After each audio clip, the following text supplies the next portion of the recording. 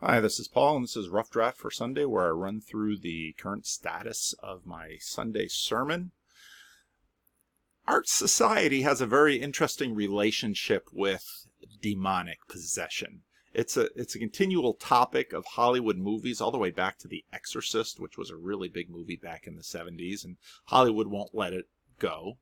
But yet secularism says that we only allow agents with flesh on them. These are the only persons that we imagine or talk to, and that's sort of the public persona. But then privately, people have all kinds of strange ideas, and those strange ideas flourish sort of beneath the surface. But we sort of play this two-stage game.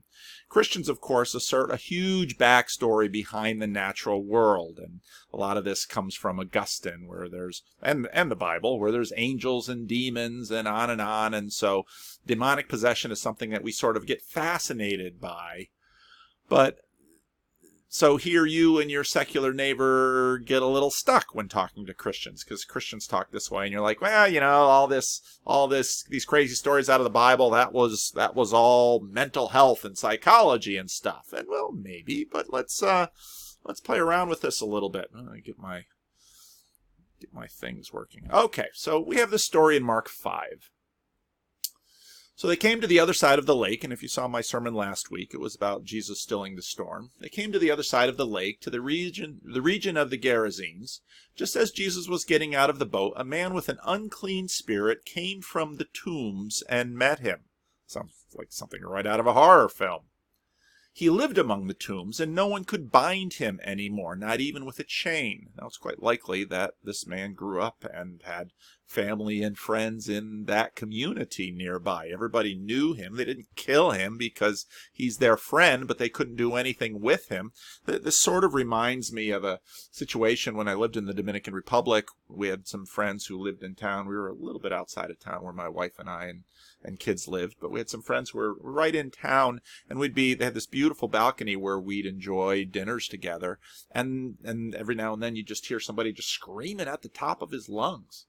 And we're like, well, what's that? And one of my friends said, well, that's the screamy guy. I said, well, what's his story? Well, he was someone with mental illness in this little town where we lived in the Dominican Republic, and about the only way the family could deal with him is to pretty much lock him in a room.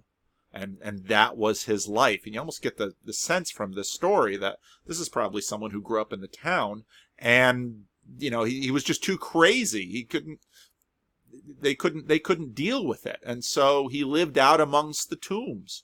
If you want to read some interesting stuff, read Scott Alexander and some of the stuff he's written on schizophrenia and immigration and some of this stuff. Scott Alexander's a very interesting blogger. Anyway, my ADHD took over right in the middle of reading the Bible. For his hands and feet had often been bound with chains and shackles, but he had torn the chains apart and broke the shackles in pieces. See, well, that sounds supernatural. That gets to this level of we often, if you meet some people who have mental illness and they're just out of their mind, they seem to have super strength, partly because they have no inhibitions, and they just, their bodies are completely marshaled to do the strongest things. And this is all talk about people lifting cars when they, when they have to save the life of their child or something. Human beings are amazing. So this guy, for a schizophrenic, and I've dealt with a lot of schizophrenics over here on the corner of Florin Road. The reality they're living in the midst is just as real as the reality that you and I have, except it's in many cases a whole lot more terrifying. No one was strong enough to subdue him, and so there he's living amongst the tombs. Probably the tombs were in caves on the side of the Sea of Galilee, and everybody knew about him.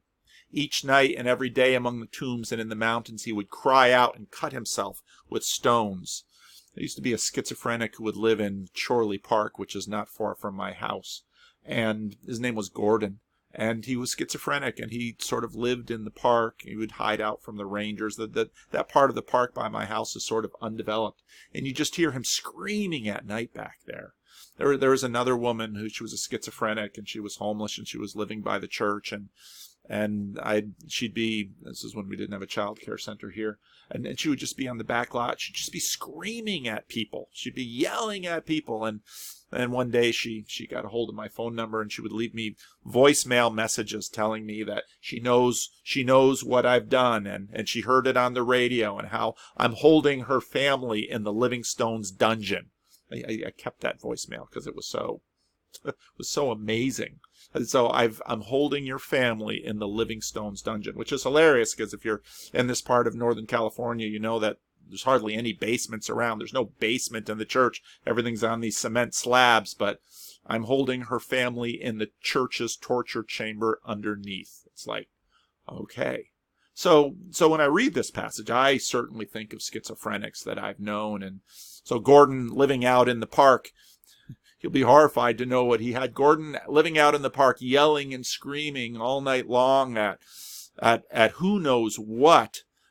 He's made his living by trimming trees, and so he was incredibly strong. I remember I used to shake his hand, and his arms were like trees, and that's because he's holding chainsaws all day and trimming people's trees. Eventually, one day he was trimming some trees, and he fell out of a tree and broke his hips. And the neighbors decided, well, they were going to help Gordon, so they visited him in the hospital. And the first few days was all cool because everyone's like, oh, this is great, 3 square meals, blah, blah, blah. But about 5 days into it, Jordan starts basically verbally attacking the neighbors. And I just watched all this happen because I've dealt with schizophrenics a lot. And it's kind of like, yeah, you think you can help him? That's not going to happen.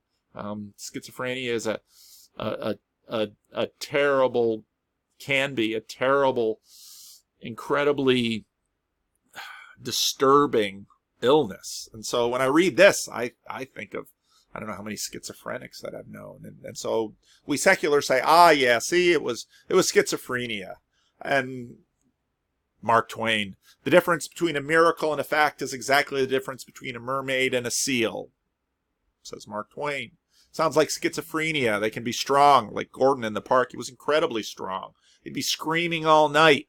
Now they didn't want to kill him probably because he was a member of the community. He was somebody's son and somebody's brother. And usually with schizophrenia, it starts happening, early 20s, late teens, early 20s. And I've got so many stories about schizophrenics.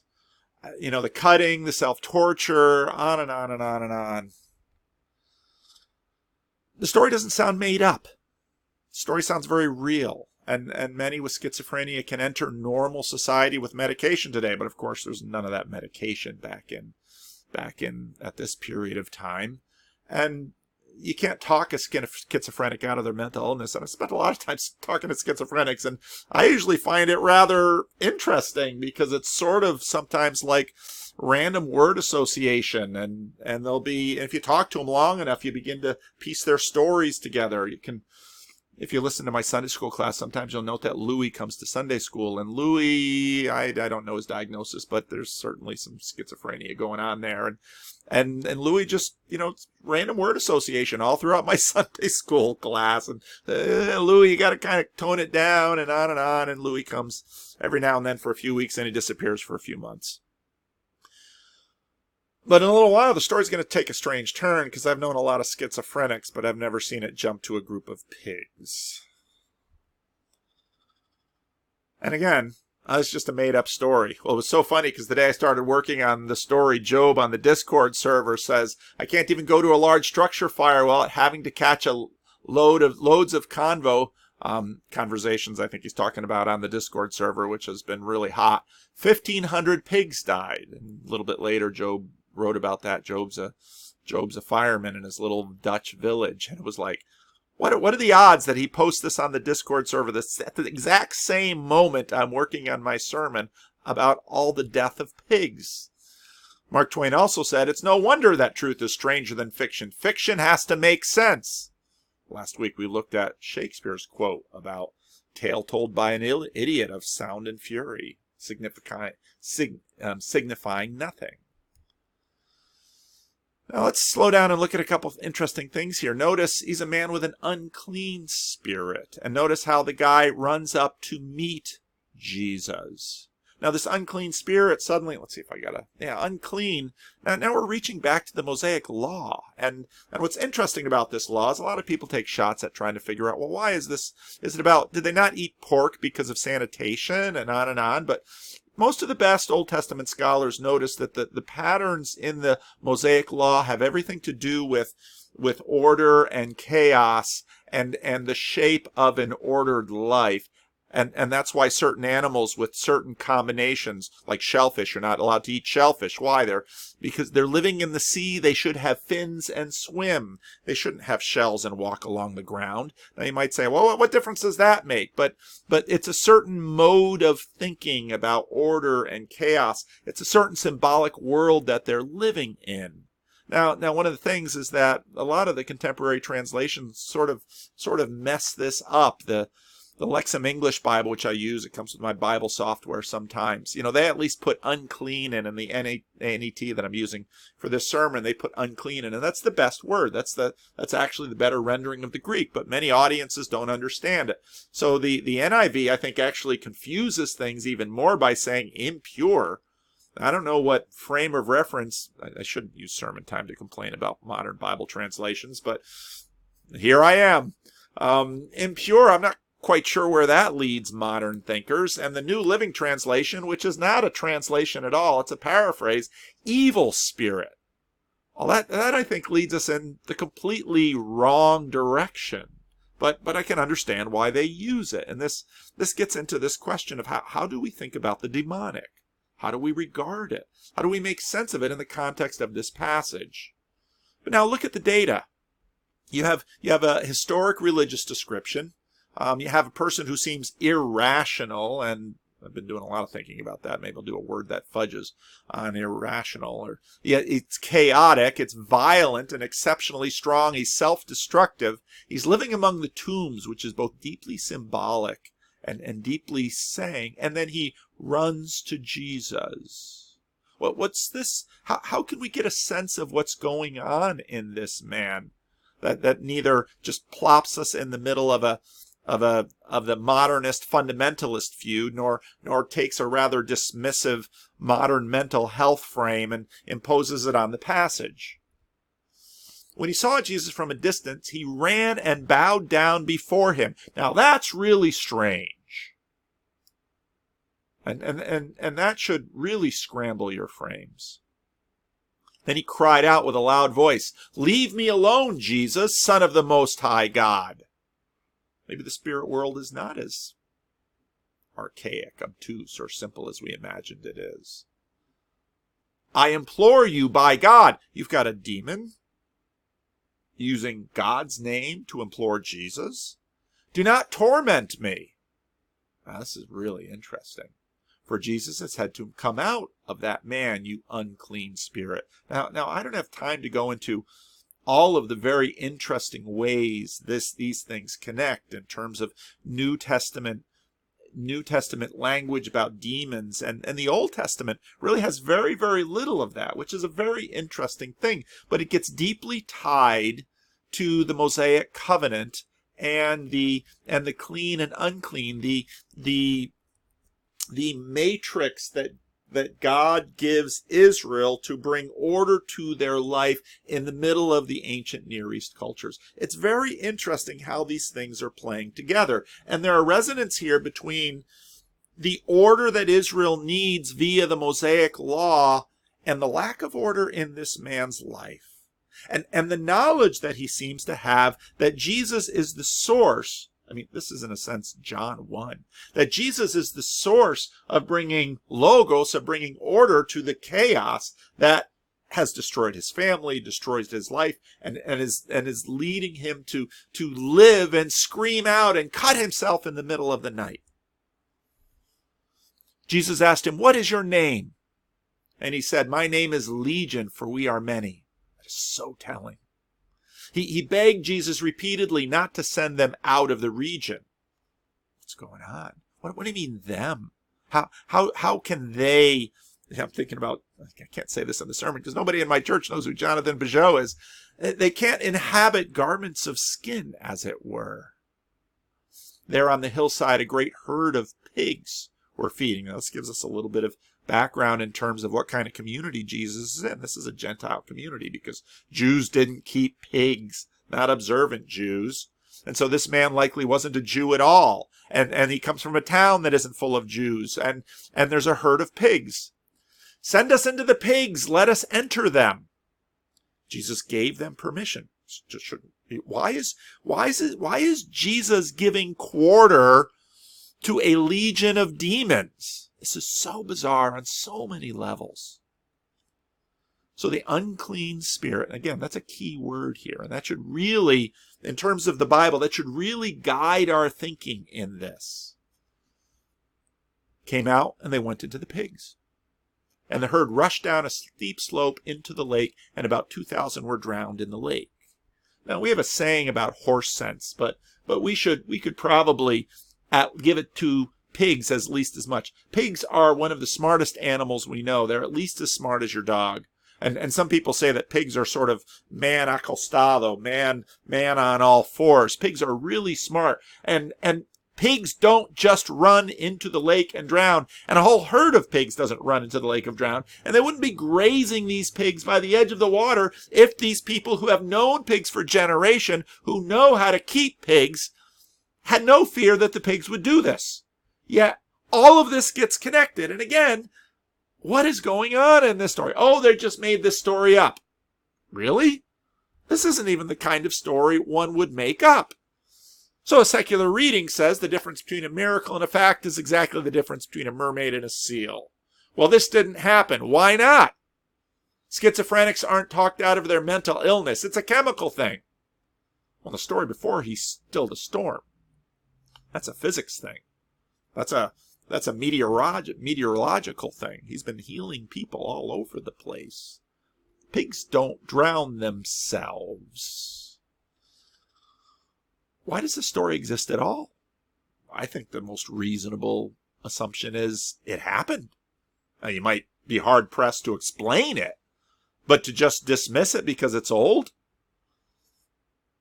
Or do you dismiss it because it makes you feel better? Or do you struggle to make sense of it? Well, that's actually the same Mark Twain's definition of probably something that's more likely to be true. Now, if you read sermons all the way back to church fathers, everyone struggles with this over all the same issues we do. Why would Jesus give the demons quarter? Why even, whether you're bringing it with the church frame, with this large backstory of demons and all of that, or you're bringing with the schizophrenic, modern, therapeutic, secular, scientific frame, the story just keeps breaking out of the frames. And so maybe if we want to make sense of the story, we should actually use the frame that it's in and take this unclean idea, this disordered idea, and say, well, maybe that will help us out understanding the story. Now, what is a person? I've done a lot of thinking about this over the last couple of years. It's someone or something with agency. And if you look at my talk with Vervaeke that I did, I'm doing a lot of thinking about persons. And it's someone with identity. And all of these things cohere. It's someone who can relate to others. And quite clearly, schizophrenia just completely destroys that. So I'm going to have to show restraint here because I have so many schizophrenic stories, and some of them are so tragic, and some of them are even comic, but they're just schizophrenic are they're just story makers all over the place because they're just living in a different world. And it's a world we can kind of understand, but mostly not. Who was A Beautiful Mind, that movie and that novel on that schizophrenic. And someone who can relate to others. They can act within a community rationally. And what I mean by rationally here is basically on the same page as everybody else. He says, we are legion. Now, we are all legion. We're all these jumbles of conflicting desires. And I forgot to turn the phone off. We're all these jumbles of conflicting desires and emotions and stories and actually, we are all legion. And what what we want to do, we don't do. We can't resist that thing of chocolate ice cream. We can't go to the gym every day and get our exercise. We're not the kind of person, or not the kind of things that Steven Pinker thinks we are. He just, I listen.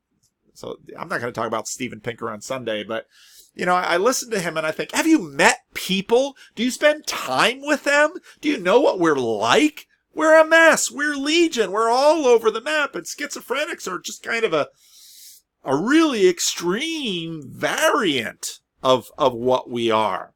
And we change over time. The person I am now is not the same person I was when I was 20 or 30 or 40 or even 50 in some ways. And because our context changes. And so we're different people over here with this group, and we go to another country and we speak a different language, and we're that people over there. We are many.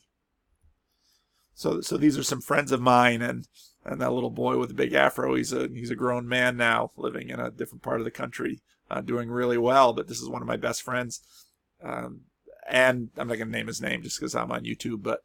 But one of the nicest compliments he ever paid about his wife, which is very, very true, because I'm going to use this in church, and everybody's going to know it's true because everyone just deeply respects this woman. She's the same person everywhere she goes. He told me that years ago, and it stuck in my mind because that's who and how she is. She's rock solid. She's put together. She's integrated. She's unruffable. She's the same person everywhere she goes. She is not legion. She is one. Now the herdsman ran off and spread the news in the town and countryside, and the people went out to see what had happened. They came to Jesus and saw the demon-possessed man sitting there, clothed and in his right mind, the one who had the legion. And they were afraid. Remember in the last story when Jesus stilled the storm? And the disciples are afraid? They're both afraid for the same reason. The crazy man, the demon-possessed man, the man with an unclean spirit, the schizophrenic, they all get that. But what happened? That's just terrifying. That's the kind of thing that you wouldn't want to see way more than a scary movie about an exorcist. That's troubling. Who is this man who is doing this? Those who had seen what had happened to the demon-possessed man reported it, and they also told about the pigs. And they asked Jesus to leave the region. Yeah! Ask nicely, I bet, but... And Jesus does. He doesn't say, ha ha ha ha, I'm here now. I'm a god, bow before me. He's humble and kind and, okay, I'll leave. But there's another interchange to come. As he was getting into the boat, the man who had been demon-possessed asked if he could go with him. But Jesus did not permit him to do so. Well, why not? Should this be like someone Jesus dangles from his wrist as, oh, look what I can do? You'll notice that that's not who Jesus is at all. Go to your home and to your people and tell them what the Lord has done for you, that he had mercy on you. So he went away and began to proclaim in the Decapolis. That was an area of 10 cities. Decapolis, 10 cities. What Jesus had done for him. And all were amazed. Well, why would Jesus do this? Well, this is part of the reason Jesus always said, be a little quiet about the miracles, okay? Because it sends people in the wrong direction. This person's testimony is, in a sense, less distractible than Jesus in some ways, because he can testify what God has done for him.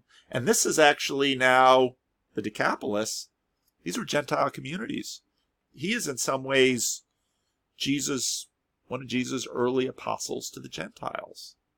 He didn't even know about the crucifixion and the resurrection yet. It hadn't happened. And Jesus just went over to the other side of the lake, created an apostle, and sent him out.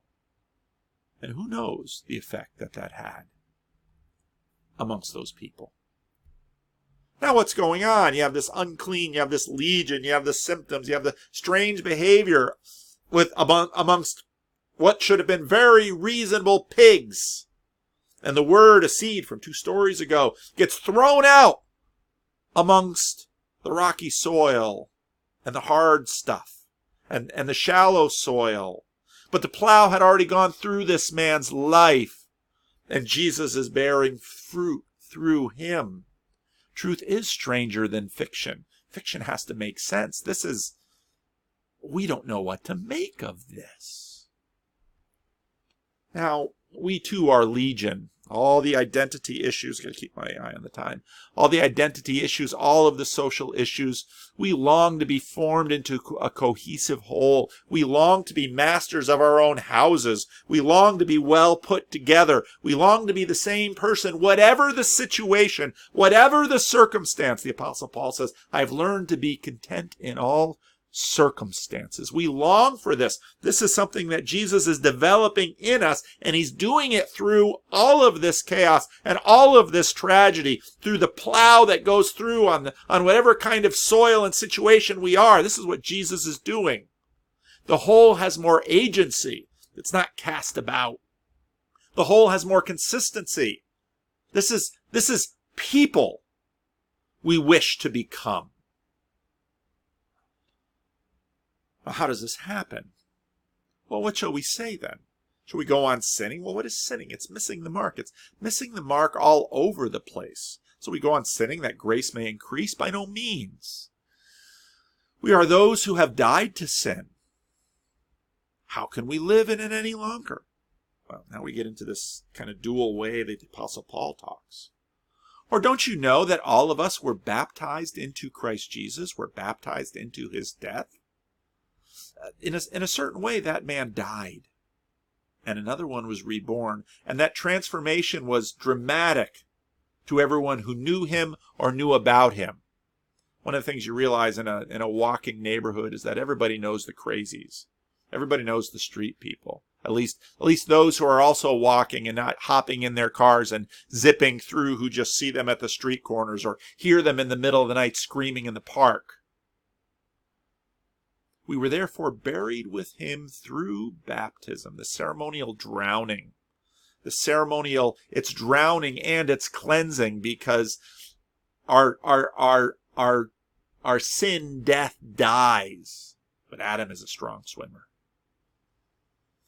Buried with him through baptism into death, in order that just as Christ was raised from the dead through the glory of the Father, we too may live a new life. This starts now.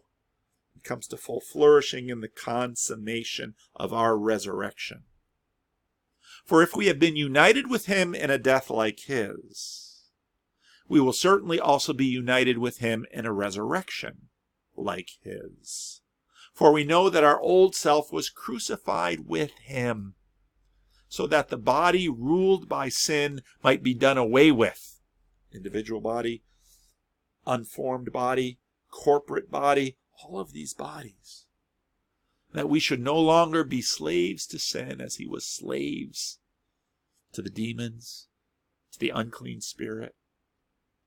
Any way you want to describe it. Because anyone who has died has been set free from sin. This is Paul, in a sense, telling the story in a different way.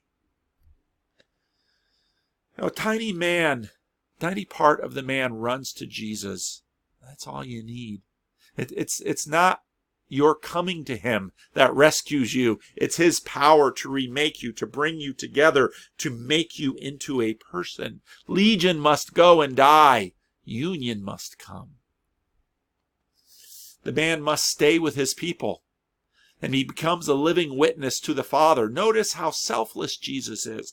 Go tell everyone what God has done for you, what the Lord has done for you. Wouldn't Jesus have liked him to be nearby? I'm sure he would. This was for the man's sake, for the kingdom's sake.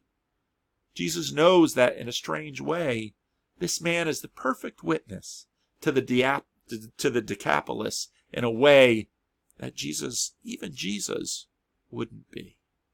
Strange, isn't it?